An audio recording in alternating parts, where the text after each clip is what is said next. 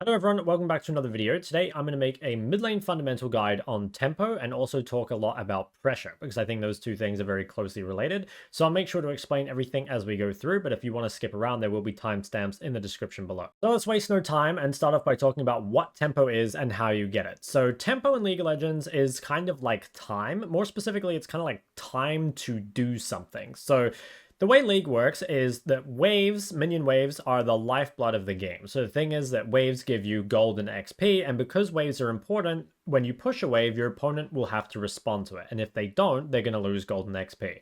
So most of the time, your opponent will respond, which means that you have tempo or time to do something where you don't have to clear a wave and your opponent does. So I'll show you this as an example. So here I'm playing LeBlanc, and so I'm pushing this wave. And as I push this wave, I then get tempo with which I can do something with. So in this case, for example, when I get this tempo, I can walk in the river and I can ward, or I can roam, or I can base, or do any of those things. And this tempo lasts until the next wave arrives. So you can see that I'm doing something here, but then I want to make sure that I get back on this wave because at this point, any play that I make, I've kind of lost tempo for because now when I make this play, I will lose golden XP mid if I don't go back to my mid wave. To build on from this, the quicker you clear a wave, the more tempo that you get, which allows you to do either more things or just do things that take more time. So for example here, because at this point I can clear the wave faster, I gain more tempo, right? Like if you look at the map, I have a much longer time to get back to this wave before, again, look at the map, before that wave that's coming out of base gets to the middle of the lane, I have all that time to spend this tempo, which I use to get a deeper ward, right? In that previous example, what I did is I went and dropped a shallow ward. But here, because I have more tempo, because I have more time, I was able to drop a much deeper ward without losing anything mid for it. Now, in regards to clearing the wave quicker, there are actually two ways to do this. One is you can just have more wave clear, right? Like you saw in that video that I showed you before, that I had the Ludens and that allowed you to one-shot the wave quickly. Another thing you can do is you can actually just walk up to the enemy wave early. So for example, rather than waiting for the two waves to meet in the middle, you can actually start killing this wave before your wave has even arrived. And what this allows is, again, more tempo because you're clearing the wave quicker. And you can see here, even though I cleared this somewhat inefficiently, that by the time this wave has arrived, I now have a huge amount of tempo. In fact, the next wave is only just now spawning out of base. So this applies to side laning as well, but the further up in the wave, and again, the more wave clear you have, the more tempo you're going to get, and again, then the more time you have to either do something that takes a long time, for example, basing, or that gives you the option to do maybe multiple things, like you could drop a deep ward and, I don't know, sit in Fog of War, or take a plate, or whatever. It's really important that you decide what you're going to spend your tempo on ahead of time, because something I see a lot of people do is they will get this tempo, but then they're going to kind of spend a little bit of time sort of walking around and sort of deciding what they want to do. Ideally, you decide what you're going to do with this wave or with this tempo right about here, because then whatever you're going to do, you can do it very quickly, whether it's, again, roaming or basing or warding or whatever. You don't waste time deciding what you're going to do. Like here, very clearly, I had decided I wanted to base before I pushed that wave. So tempo can be used as an investment into, again, any of those plays. So the examples I gave were like warding, invading, basing, plates, etc. I talk about this a little bit more in detail in my prior usage video, but basically all you need to know is that all of those require tempo, and generally, unless you can push the wave very early, you'll only have time to do one thing. And that's kind of a rule I've talked about ages ago, is one wave equals one thing, because normally you only have tempo to do something, to do one thing, before you need to get back mid and get on the next mid wave. One mistake I see really often in coaching sessions is people overstaying their tempo and then giving priority to the enemy mid. So if you're getting prior over mid, ideally you don't seesaw the prior. You don't want to give them an opportunity to use it. And I'll show you this on Riftkit in a second to show you what I mean. But basically, you always want to be, unless you're fully committing to a play like diving bot or whatever, you always want to be back on the wave in time so that the enemy mid can't use it. So ideally, you would actually be mid already here, because you would want to be here stopping them from getting prior. Now, because I know I'm so strong and this guy's so weak, I can afford to kind of delay this a little bit, knowing that I will still be able to get prior. But it's not, I guess, the only thing to consider, or that it isn't the only thing for you to consider of getting the wave, right? Like you not only want to make sure that you get mid and pick up the CS, but you also want to be in mid in time in order to stop them from roaming. So I'll show you this on Riftkit. Here are the two examples. So let's say you're this blue side mid laner and you're shoving this Galio into his turret or whatever. So when you enter the river, If you stay here too long, Gallia will shove this wave, and then you can still go back and collect it. But the problem is, this is much too late, right? Because what this means is that even though you end up getting all this CS, Gallia now has a move. And so what I sometimes see is, like, let's say, for example, that this blue side mid laner wants to dive bot lane. Let's make it look like this. So if this person wants to dive bot lane, they want to, again, use their prior and go down. But the problem is, if you overstay this and don't successfully make this play, then what happens is you end up stuck on a turret, and then it's their mid laner's turn to make a play on what is most likely an overextended bot lane. So unless you're fully committing to this play, unless it's going to work essentially, you need to make sure that you turn around soon enough, not only to get the CS, but also to prevent the enemy mid from then having a turn. And again, if you're the one that's winning, you shouldn't need to seesaw the priority. You should be getting the priority all the time. Now, like I said before, you can fully commit. So like, you could decide to give up this wave in order to like make this play happen, right? Like, because that can definitely be worth it. But you've got to realize that that is kind of like, you're stacking that wave, and it's definitely like an overstay of tempo, but you're saying that like this wave that you're losing here is worth more here. So again, I talk about this more in my roaming and priority usage guides, but basically what I'm just trying to say is that whenever you're using your tempo for anything, whether it's warding or whatever, you're not only concerned about making sure that you collect the wave, you're also concerned about being back on the wave in order to deny the enemy mid a chance to get tempo themselves. So now that we understand the basics of tempo, we need to talk about pressure. So pressure is kind of how much impact are you having on the map at any given time. And obviously, the more fed you are and the more stuff you're doing, the more pressure you have on the map.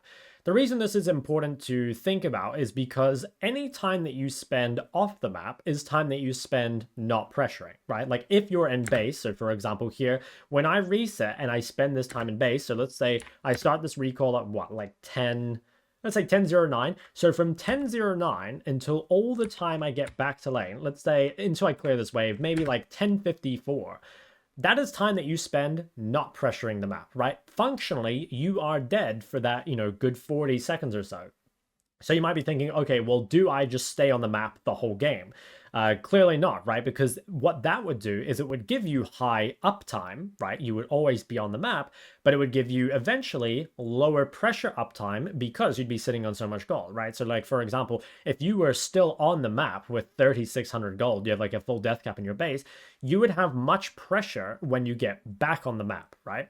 So you want to kind of minimize your downtime in the sense that you don't want to spend too long in base and you don't want to spend too much time dead and all that. And you also want to maximize your uptime by making it as pressuring as possible, by using your tempo really well and making sure that you can spend as much time on the map as you can functionally doing stuff, as opposed to, just sitting there unable to pressure, either because you're too low HP or you have too much gold in your inventory and you don't want to fight or whatever. Another example of low pressure uptime is when you're staying on the map with too low HP. So in this situation, I'm really trying to greed for my item. You can see that I'm super chunked, and clearly, even though I'm on the map, I don't actually have pressure, right? Because I'm too low to actually do anything.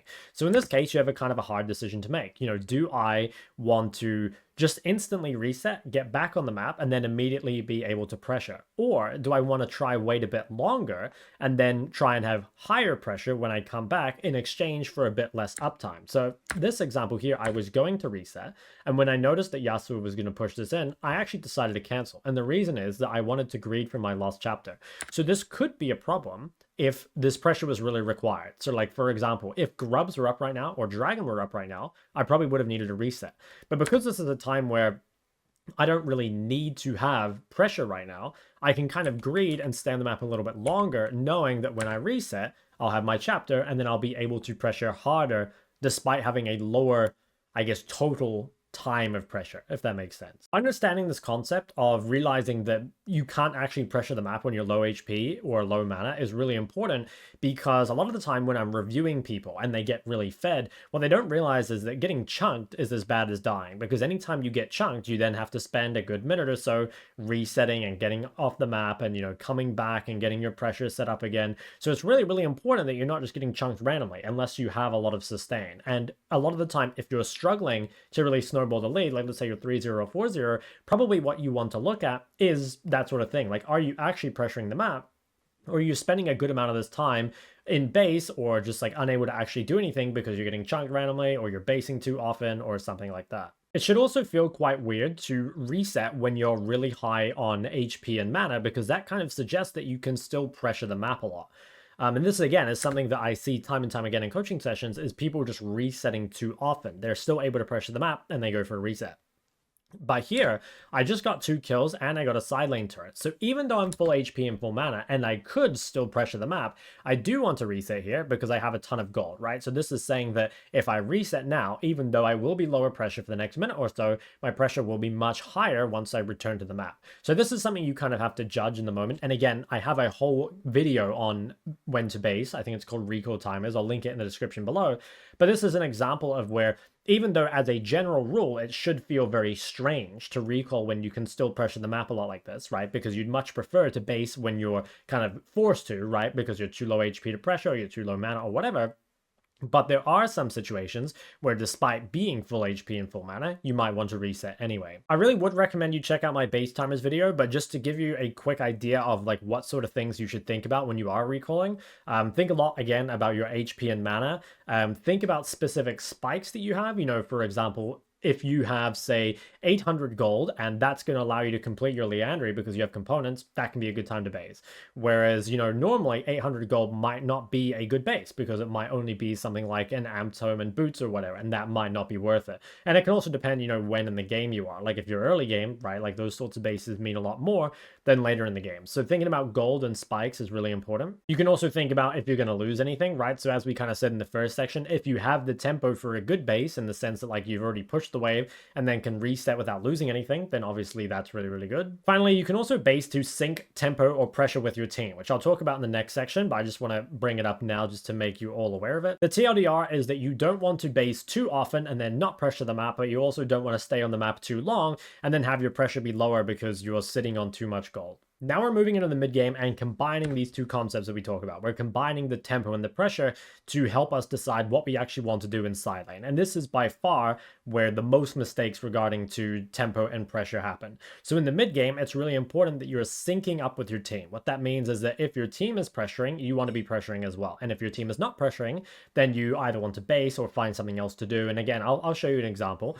But let's start with this one. So when we're pressuring in the mid game, we want to be looking a lot at like what our teammates are doing. So if our teammates are on the map looking to make plays, then it's really, really good for us to continue to push. So in this example, right, you can see that Viego kind of wants to clear his camps. He's still got his top side up, he's currently doing his wolves, and bot lane also isn't in a super pressuring position. So in this case, because I know that Viego doesn't really want to pressure yet, I want to be a little safe, because I don't want to hard push in the enemy's top side jungle until I see more people and until my Viego is ready to pressure. So you can see I'm kind of playing a little slower.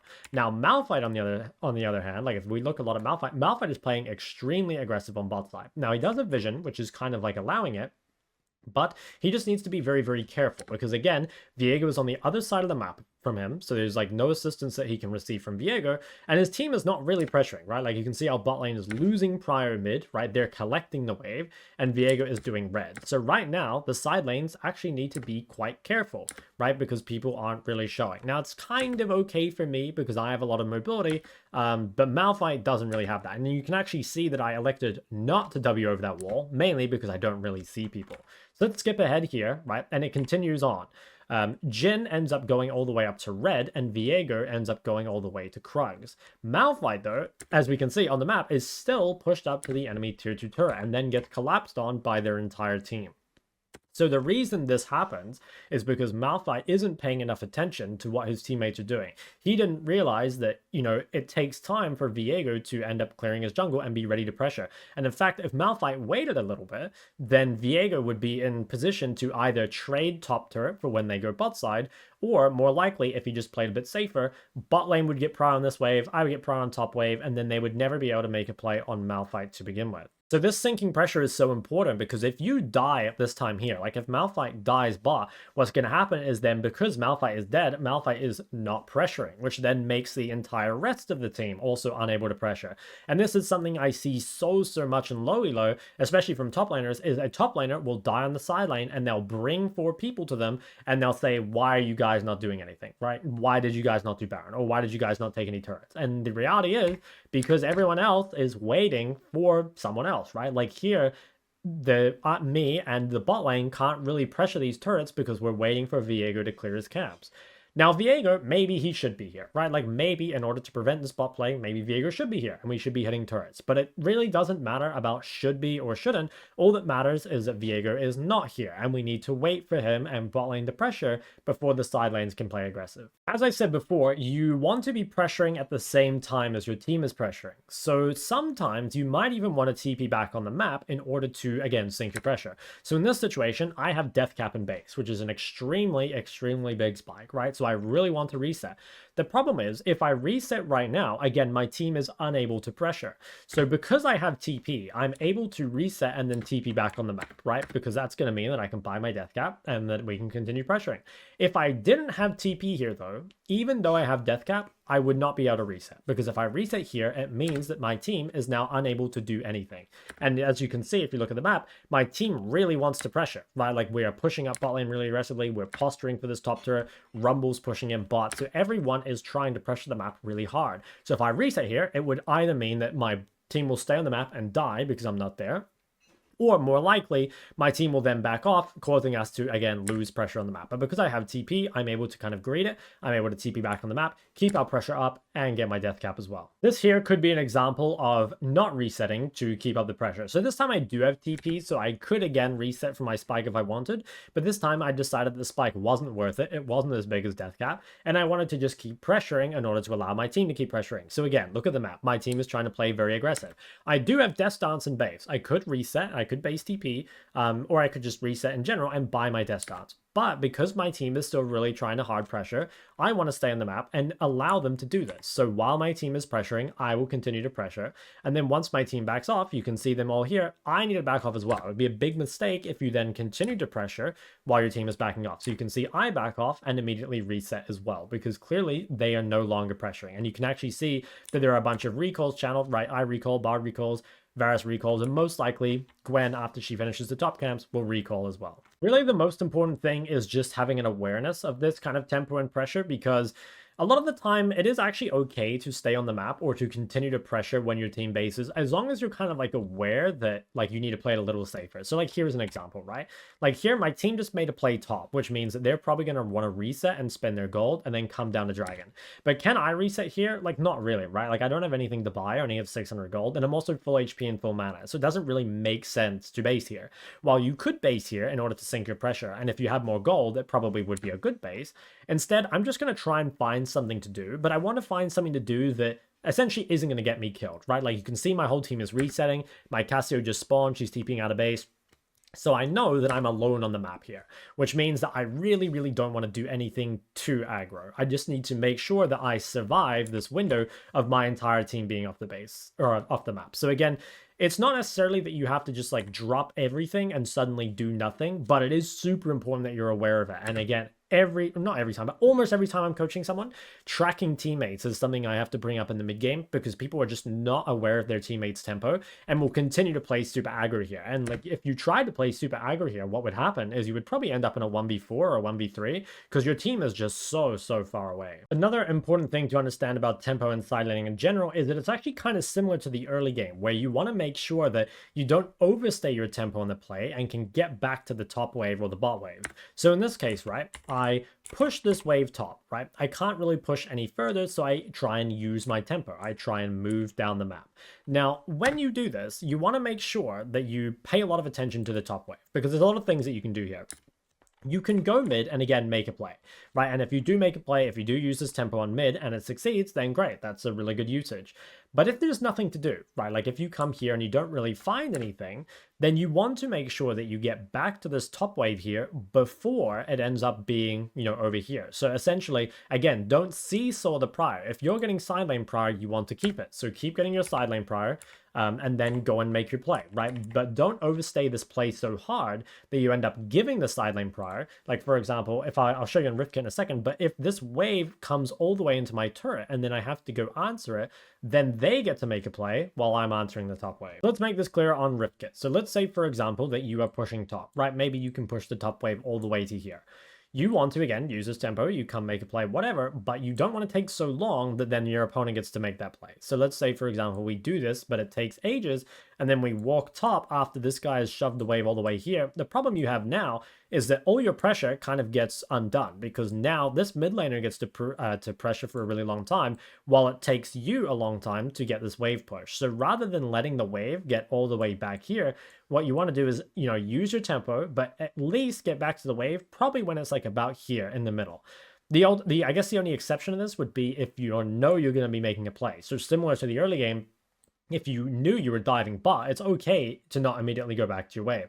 And it's kind of the same thing here. If Dragon is spawning in 20 seconds, then you can kind of ignore this and just play for Dragon, right? But you wouldn't want to overcommit to this too early, because otherwise what will happen is, like, let's say you come down to this a minute before Dragon spawns, then what happens is this ends up getting pushed, and now that Dragon's spawning, you have a really hard choice of, do I catch the top wave or do I go to Dragon? So basically, all you really need to keep in mind is that when you use your tempo on side waves, just when you're making the play, pay attention to where the side wave is, and don't let it get too far without having then gone to answer it again. So honestly, I think that's pretty much it for what you need to know for tempo and pressure in the mid game. Again, I will link a bunch of videos in the description below that I really recommend you check out, and those are going to be the basing guide, the priority usage guide, and the roaming guide. You could also watch the mid game guide as well. I'll probably link that as well, and I can't remember if I have a side ending one. I might do. Anyway, I'll link these all in the description below, so that's extra stuff you can check out. Otherwise, you can check out the mid lane fundamentals playlist. I want to quickly talk about, I guess, then what are the main takeaways and what are the things that you really need to remember after watching this video. So the first one is to make sure that you don't base too often, right? Any time that you spend off the map is time spent not pressuring. So you really want to make sure that your bases are very calculated and that you're ideally not dying or getting chunked and then forced off the map too often. Another one is that whether you're in the early game or the mid game, make sure you're paying close attention to the next wave that's coming or the side wave that's being pushed out, and make sure that you're back on that wave in time to prevent the enemy mid from being able to use that wave themselves, and try and make a plan for what you want to use this wave that you've pushed in, again, either on the side lane or on the mid wave. Make a plan for what you want to use that wave for ahead of time. That way you don't waste any time kind of walking around randomly and wasting that tempo, because every second counts. Finally, in the mid game, make sure that you pay really, really close attention to your teammates and try and sync your pressure and tempo with them. So if your teammates are all looking to play aggro, if they're trying to pressure turrets and stuff, you want to be doing the same. You want to be making sure you're really active on the map. At the same time, if your entire team is resetting or farming camps or low HP or whatever, it's probably a good idea for you to play a little safer. Anyway, I think those are the main things. If you guys have any other questions, or if there's something you think I forgot to cover, please leave it in the comment section below. Otherwise, thank you so much for watching. I'll see you in the next one.